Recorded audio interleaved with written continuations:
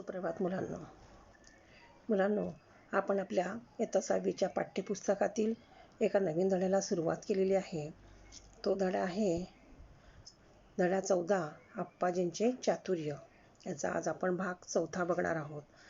आपण पहिल्या 3 भागामध्ये पूर्ण धड्याचं वाचन आणि स्पष्टीकरण बघितलेलं आहे आणि या 4थ्या भागामध्ये आपण आज थोडे प्रश्न उत्तर घेणार आहोत.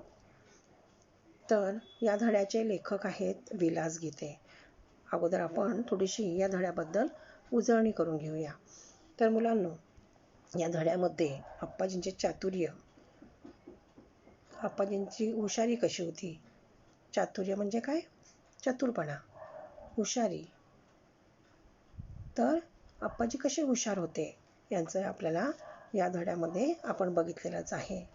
तर आपण काय बघितलं तर फार वर्षापूर्वीची गोष्ट, खूप जुनी गोष्ट, आणि त्या काळामध्ये खूप जुनी गोष्ट आहे की कृष्णदेवराय हे विजयनगरचे राजे होते आणि त्यांचे प्रधान हे आप्पाजी होते. खूप हुशार होते, चतुर होते. तर त्यांची हुशारी बघायची त्या कलिंगच्या राजाला एक वेळा सहजच त्यांना असं वाटलं की आपण या आप्पाजींची हुशारी बघावी, ते किती हुशार आहेत ते. म्हणून त्यांनी आपल्या या कृष्णदेवरायांना निरोप पाठवला की तुमच्या राज्यामध्ये छान अशी चवदार कोबी तयार होते. ती चवदार कोबीचा आस्वाद घेण्याची, चव घेण्याची मला इच्छा झालेली आहे. तर तुम्ही प्लीज पाठवाल का? म्हणून त्यांनी अशा प्रकारे त्या कृष्णदेवरायांना निरोप पाठवला आहे.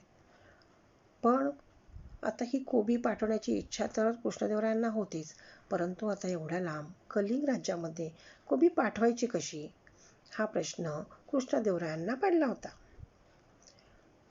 त्यांनी आपलं हे म्हणणं आपल्या आप्पाजींना सांगितलं आणि त्याच्यावरती त्यांना जी शंका होती ती शंका त्यांनी त्या आप्पाजींना विचारली की पाठवायची तर आहेच, खूप इच्छा आहे त्यांना पाठवायची, त्यांना आस्वाद घ्यायचा आहे, परंतु पाठवायची कशी.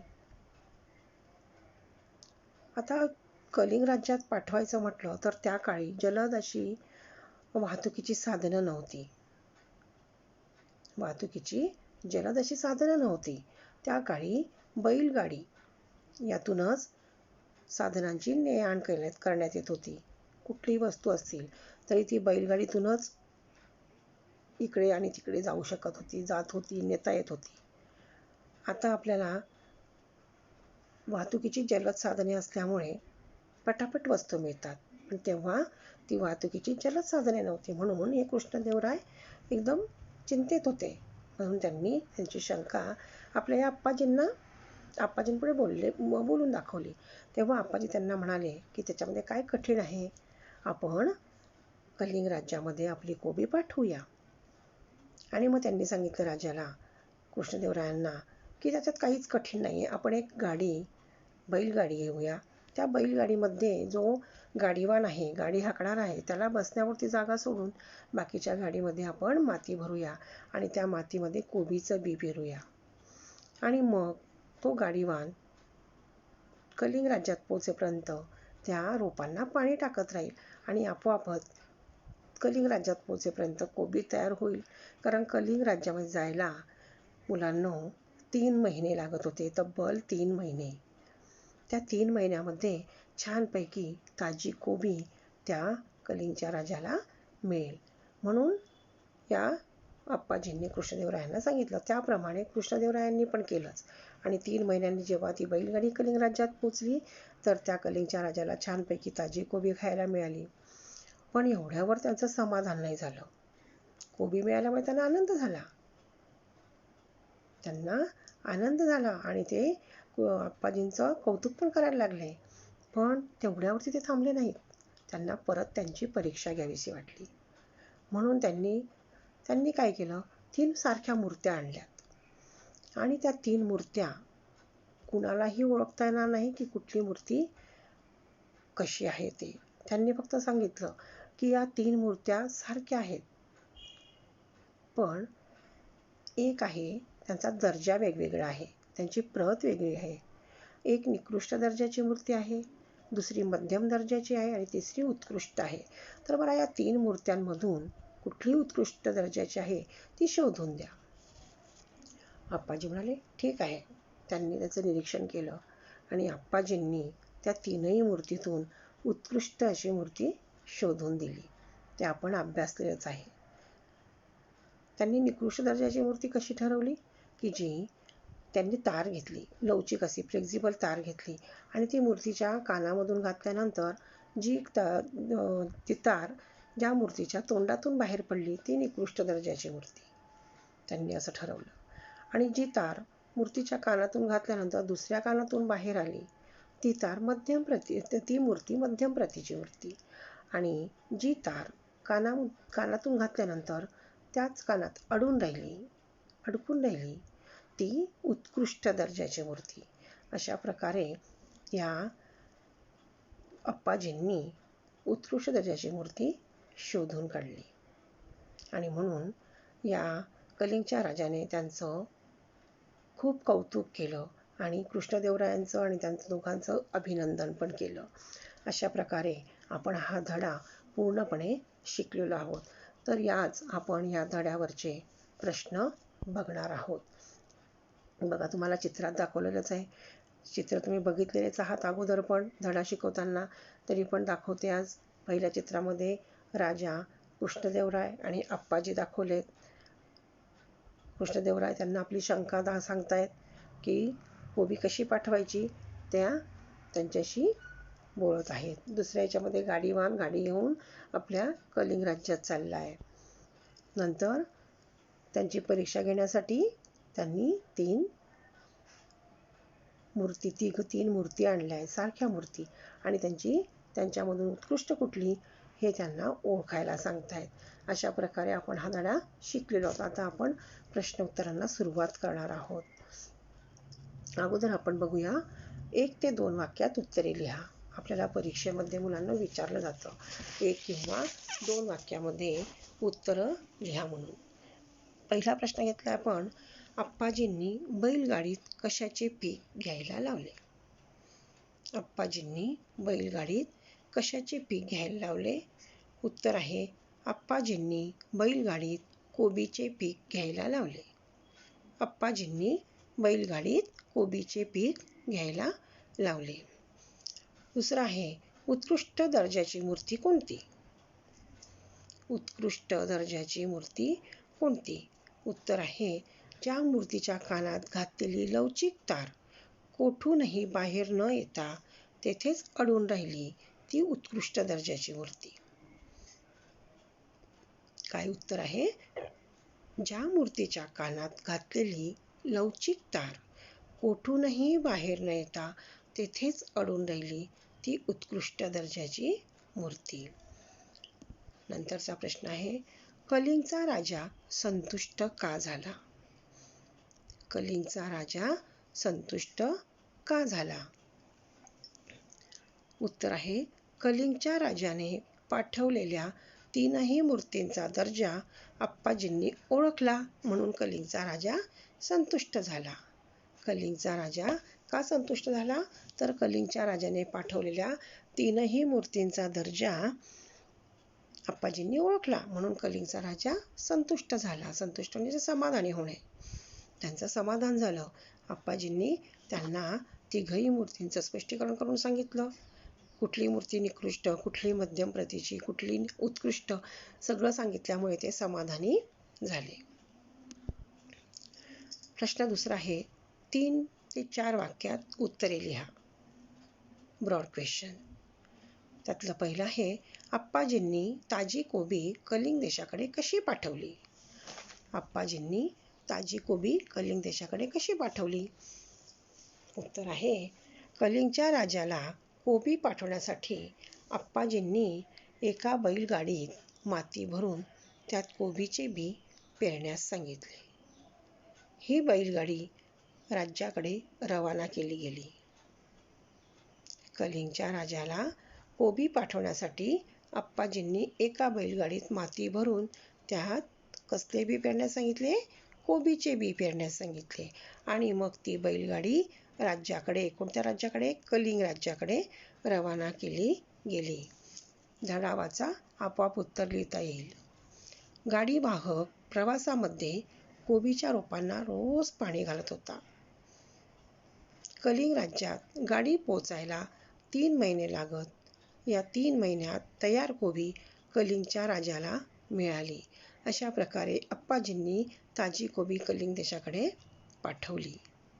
तो जो गाडीवाहक होता त्या प्रवासामध्ये त्या कोबीच्या रोपांना रोज पाणी घालत होता आणि म्हणून त्या कलिंग राज्यात गाडी पोहोचेपर्यंत 3 महिने लागत होते आणि त्या 3 महिन्यामध्ये छानशी अशी कोबी तयार झाली आणि कलिंगच्या राजाला ती मिळाली. अशा प्रकारे अप्पाजींनी ताजी कोबी कलिंग देशाकडे पाठवली. धडा व्यवस्थित वाचला तर तुम्हाला उत्तर छान प्रकारे लिहिता येईल. नंतरचा प्रश्न आहे, कलिंगच्या राजाने अप्पाजींची दुसऱ्यांदा कशी परीक्षा घेतली? कलिंगच्या राजाने अप्पाजींची दुसऱ्यांदा कशी परीक्षा घेतली? कलिंगच्या राजाने अप्पाजींची दुसऱ्यांदा परीक्षा घेण्यासाठी एकसारख्या दिसणाऱ्या 3 मूर्ती मागवल्या व त्यांनी अप्पाजींना त्यातील निकृष्ट, उत्कृष्ट व मध्यम दर्जाची मूर्ती शोधण्यास सांगितली. कशी परीक्षा घेतली त्यांनी? कलिंगच्या राजाने अप्पाजींची दुसऱ्यांदा परीक्षा घेण्यासाठी एकसारख्या दिसणाऱ्या 3 मूर्ती मागवल्या व त्यांनी अप्पाजींना त्यातील निकृष्ट, उत्कृष्ट व मध्यम दर्जाची मूर्ती शोधण्यास सांगितली. तिसरं, मूर्तीच्या कानात घातलेली तार तोंडातून बाहेर येते. याचा अप्पाजींनी कोणता अर्थ लावला? मूर्तीच्या कानात घातलेली तार तोंडातून बाहेर येते याचा अप्पाजींनी कोणता अर्थ लावला?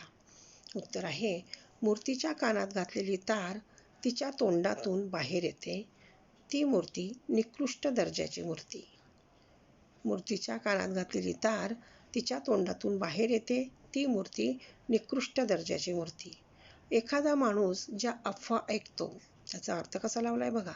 एखादा माणूस ज्या अफवा ऐकतो त्याचा खरे खोटेपणा पडताळून न पाहता जर तो त्या दुसऱ्यांना सांगू लागला तर त्याचे व समाजाचे हित होत नाही, असा अर्थ अप्पाजींनी लावला.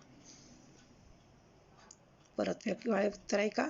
मूर्तीच्या कानात घातलेली तार तिच्या तोंडातून बाहेर येते. ती मूर्ती निकृष्ट दर्जाची मूर्ती. एखादा माणूस ज्या अफवा ऐकतो त्याचा खरे खोटेपणा पडताळून न पाहता जर तो त्या दुसऱ्यांना सांगू लागला तर त्याचे व समाजाचे हित होत नाही, असा अर्थ अप्पाजींनी या मूर्तीला निकृष्ट दर्जाच्या मूर्तीचा लावला आहे. चौथा प्रश्न आहे, अप्पाजींच्या मते उत्तम माणूस कोणता? अप्पाजींच्या मते उत्तम माणूस कोणता? उत्तर आहे, अप्पाजींच्या मते जो माणूस अफवा ऐकल्यावर दुसऱ्या कारणाने ती सोडून देत नाही किंवा लगेच ती दुसऱ्याला सांगत नाही तर तिच्या खरे खोटेपणाची खात्री करून घेतो व आपण काय ऐकले ते पुराव्याशिवाय सांगत नाही, तो माणूस उत्तम होय. काय उत्तर दिलेलं आहे? अप्पाजींच्या मते जो माणूस अफवा ऐकल्यावर दुसऱ्या कारणाने ती सोडून देत नाही किंवा लगेच ती दुसऱ्याला सांगत नाही तर तिच्या खरे खोटेपणाची खात्री करून घेतो व आपण काय ऐकले ते पुराव्याशिवाय सांगत नाही, तो माणूस उत्तम होय. अशा प्रकारे आपण हे ब्रॉड क्वेश्चन आन्सर्स बघितलेले आहेत. आता पुढचा प्रश्न आहे, लिंग ओळखा. तुम्हाला लिंग सुद्धा शिकवले आहेत. किती प्रकारचे लिंग आहेत? 3. स्त्रीलिंगी, पुल्लिंगी आणि नपुंसकलिंगी. तर आपल्याला आता लिंग ओळखायचे, स्त्रीलिंग आहे, पुल्लिंग आहे की नपुंसकलिंग आहे. तर पहिला घेतलाय आपण दरी. आता आपण काय म्हणतो? तो दरी म्हणतो का नाही? ती दरी. ती आली म्हणजे स्त्रीलिंग. ती दरी स्त्रीलिंग म्हणून दरी हे स्त्रीलिंग आहे. माठ. आता आपण माठ. तो माठ, ती माठ, एकच माठ आहे. तो माठ, ती माठ, ते माठ असं म्हणतो का? ते माठ म्हटलं की खूप सारे अनेक वचन आलं. पण आपण इथे घेतलंय फक्त माठ म्हणजे तो माठ म्हणून पुल्लिंग आहे. माठ हे पुल्लिंग आलंय. पुस्तक. तो पुस्तक, ती पुस्तक नाही. मग ते पुस्तक, ते म्हणजे नपुसकलिंग, म्हणून पुस्तक हे नपुसकलिंग आहे. नंतरचा घेतलाय आपण शब्द वही. तर वही, तो वही म्हणतो का आपण? तो वही नाही, ती वही, म्हणून स्त्रीलिंग. वही स्त्रीलिंग. पान, कुठल्या तरी एका झाडाचे पान, पान, तो पान नाही, ती पान नाही, मग ते पान, ते म्हणजे नपुसकलिंग. ते पान म्हणजेच पान च्या अगोदर ते लागतंय म्हणून ते नपुसकलिंग आहे. म्हणून दरी स्त्रीलिंग, माठ पुल्लिंग, पुस्तक नपुसकलिंग, वही स्त्रीलिंग, पान नपुसकलिंग. अशा प्रकारे तुम्हाला लिंग ओळखता यायला पाहिजे. नंतर आहे वाक्प्रचार. आपण या धड्यातले वाक्प्रचार घेतलेले आहेत 2. एक आस्वाद घेणे म्हणजे चव चाखणे किंवा चव घेणे. आस्वाद घेणे म्हणजे चव चाखणे किंवा चव घेणे, टेस्ट करणे. वाक्य, आता त्याच्यापासून आपल्याला एक सेंटेन्स तयार करायचं आहे, वाक्य तयार करायचं आहे. आपण प्रश्न विचारतो बघा, वाक्यात उपयोग करा. अर्थ सांगून वाक्यात उपयोग करा. त्याच्यात हे वाक्प्रचार विचारले जातात. मग त्याचा वाक्यात उपयोग काय होईल? आस्वाद घेण्याचा. मग जर आपल्याला वाक्यात उपयोग करा सांगितलं असेल तर आपल्याला जे अगोदरचा दिलेला असतो शब्द, तेच शब्द घ्यायचे असतात. नंतरचा आपण मिनिंग देतो ते शब्द लिहायचे नसतात. म्हणून वाक्यात उपयोग केल्यानंतर सेंटेन्स येईल, मला चविष्ट पदार्थांचा आस्वाद घ्यायला आवडतो. मला चविष्ट पदार्थांचा आस्वाद घ्यायला आवडतो. म्हणजे चवदार जे पदार्थ असतात त्याची चव घ्यायला मला आवडते. मला चविष्ट पदार्थांचा आस्वाद घ्यायला, बघा आस्वाद घेणे हे आपण विचारलंय म्हणून त्याचा आस्वाद घ्यायला आवडतो. चव घ्यायला आपण लिहिलेलं नाहीये, चव घ्यायला लिहायचंच नाहीये. जो शब्द आपण अगोदर वापरलेला आहे तोच शब्द आपल्याला वाक्प्रचारामध्ये वाक्य तयार करताना लिहायचा आहे. म्हणून आस्वाद घेणे, चव चाखणे. वाक्य, मला चविष्ट पदार्थांचा आस्वाद घ्यायला आवडतो. दुसरं आहे रवाना करणे, पाठवून देणे. रवाना करणे म्हणजे पाठवून देणे. वाक्य आहे, आप्पाजींनी बैलगाडी कलिंग राज्याकडे रवाना केली. रवाना करणे, पाठवून देणे. वाक्य आहे, आप्पाजींनी बैलगाडी कलिंग राज्याकडे रवाना केली. अशा प्रकारचे वाक्प्रचार आपल्याला परीक्षेमध्ये येऊ शकतात, विचारले जातात. म्हणून ते सुद्धा तुम्ही पाठ करायचे आहेत. धडा वाचायचा आहे, कठीण शब्द लिहायचे आहेत, परत एका शब्दात उत्तरे लिहायची आहेत, एका वाक्यात उत्तरे लिहायची आहेत, ब्रॉड क्वेश्चन आन्सर्स लिहायचे आहेत, लिंग बदला, वचन बदला, सगळं लिहायचं आहे. वाक्प्रचार पण लिहायचे आहेत, कठीण शब्द लिहून काढायचे आहेत, एक शब्द 3 वेळा. अशा प्रकारे आपला हा धडा आपण आज संपवलेला आहे. तो तुम्हाला समजला असेल अशी आशा करते. धन्यवाद.